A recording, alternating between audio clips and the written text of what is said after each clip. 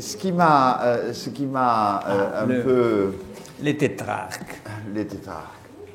Ce qui m'a un petit peu interrogé dans ce que tu as dit, c'est cette espèce d'opposition entre l'Orient et l'Occident, d'une certaine manière. Entre l'Orient et l'Occident, entre Venise et Florence sont les symboles de cette opposition. Un temple ionique à 24 colonnes, surmonté par une pyramide sur laquelle on pouvait voir une gigantesque biche traînée par 4 chevaux. Il n'est que de penser en effet à la forte signification symbolique des 4 chevaux de la basilique de Saint-Marc à Venise. Par conséquent, si l'on veut désigner l'horizon tout entier, on nomme les 4 points cardinaux, comme on peut le voir avec la structure quaternaire par excellence, la croix, et avec les tétrarques,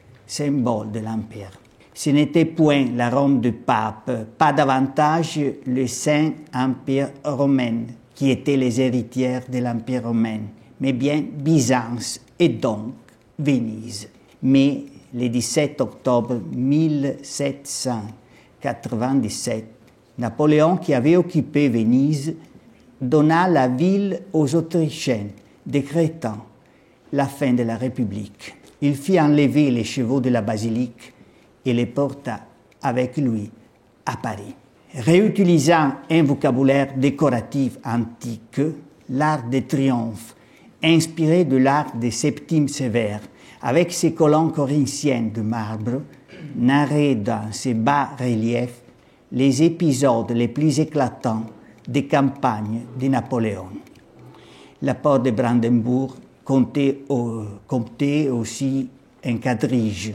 Les chevaux de Saint-Marc furent restitués à Venise en 1815, après la chute de l'Empire.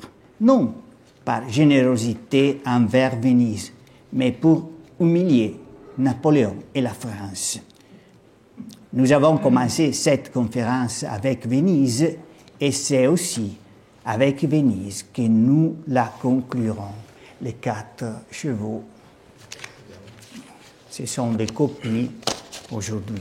Retournons à Denis. Denis publia son œuvre historique monumentale, on l'a déjà dit, en 8 avant Jésus-Christ. La pensée de Denis a beaucoup en commun avec le fonctionnalisme architectural de Le Corbusier, qui répugnait à l'ornement considéré comme un élément inconciliable avec l'esprit moderne, comme de ceux de Le Corbusier. Ces dernières, d'ailleurs, se rendit à Pompéi en octobre 1911. Il regarda, il mesura, il photographia, il désigna, il annota et il écrivit. Les mesures sont la cause de cette beauté. Et encore, l'esprit grec est resté symbole de contrôle. Rigueur mathématique et loi des numéros sont au fondement de l'harmonie.